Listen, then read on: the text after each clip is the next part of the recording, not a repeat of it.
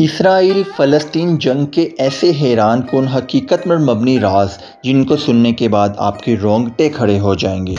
سال کی سب سے زیادہ سیل ہونے والی کتاب، جس میں سال کے شروع میں ہی پیشن گوئی تھی کہ حماس اور اسرائیل کی جنگ ہوگی اور جنگ کا انجام کیا ہوگا۔ کیا حماس بھی اسرائیل کا ساتھ دیتا ہے؟ کیا حماس سب سے زیادہ فنڈ امریکہ سے ہی لیتا ہے؟ کتاب کا نام دی پیلسٹین لیبارٹری یعنی فلسطین کی تجربہ کا۔ کتاب کے یہودی مصنف اینتھونی لیوسٹائن کا تعلق آسٹریلیا سے ہے۔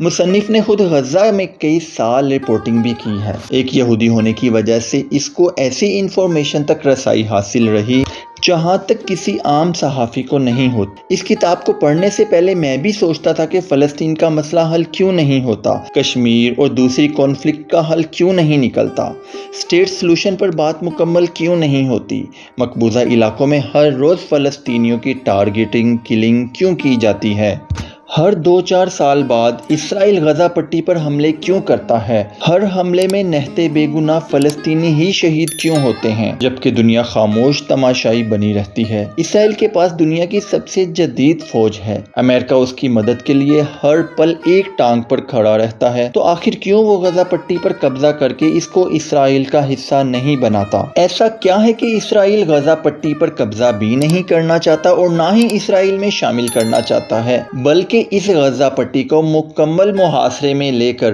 اوپن ایئر بیٹل کیمپ بنا رکھتا ہے؟ وجہ جانتے ہی آپ کے رونگٹے بھی کھڑے ہو جائیں گے۔ اسرائیل ایک چھوٹا سا ملک ہے مگر 75 سالوں سے ہر بار جنگ میں عرب ممالک کو شکست دیتا رہا، کیونکہ دنیا اور فلسطینیوں کو کنٹرول کرنے کے لیے اسرائیل نے سب سے جدید آلات بنائے ہیں۔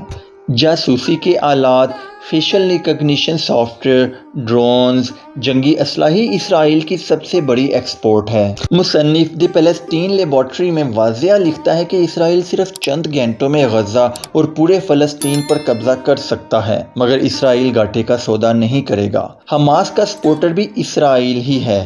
یقین نہیں آتا تو یوٹیوب پر موجود یاسر عرفات کی ویڈیو دیکھ لیں۔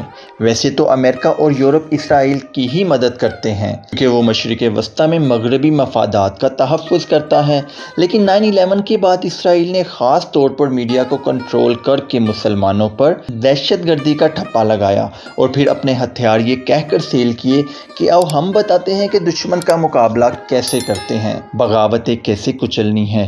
اصل بات یہ ہے کہ اسرائیل دنیا بھر میں اپنے ہتھیار یہ کہہ کر فروخت کرتا ہے کہ یہ بیٹل ٹیسٹڈ ہیں۔ جی ہاں، ان ہتھیاروں کو اصلی میدان جنگ میں آزمایا جا چکا ہے اور وہ میدان جنگ ہے غزہ پٹی اور مغربی کنارہ۔ ہر 2-4 سال بعد جب اسرائیل کے پاس نئے ہتھیار اکٹھے ہو جاتے ہیں تو ان غزہ پٹی پر ٹیسٹ کیا جاتا ہے۔ حماس کو بھی ایسے ہی موقع کے لیے رکھا ہے، جب بھی ضرورت ہوتی ہے حماس 2-4 راکٹ مار دیتا ہے اور اسرائیل اسی بہانے حملہ کر دیتا ہے۔ بڑا اسلحہ غزہ پٹی اور چھوٹے ہتھیار مغربی پٹی اردن کے قریب نہتے فلسطینیوں پر ٹیسٹ کیے جاتے ہیں۔ اسی لیے اسرائیل نے غزہ پٹی کا مکمل محاصرہ کر کے رکھا ہے تاکہ فلسطینی کہیں نہ جا سکیں اور اسرائیلی اسلحے کے تجربات ہوتے رہیں۔ اسی طرح کی بیٹل سکلز کو نریندر مودی کشمیر میں، میانمار کے فوجی مسلم روہنگیا میں استعمال کرتے ہیں۔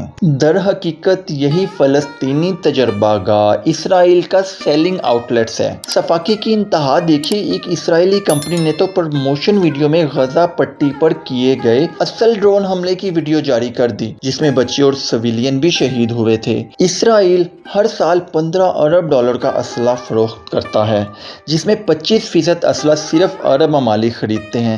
اسی طرح اسرائیلی اسلحہ خریدنے والے عرب ممالک اسرائیل کی زبانی کلامی ہی مذمت کرتے ہیں۔ اسرائیل عرب ممالک کو اسلحہ بیچ کر نہ صرف پیسے کماتا ہے بلکہ ان پیسوں سے فلسطینی مسلمانوں کو بھی شہید کرتا ہے۔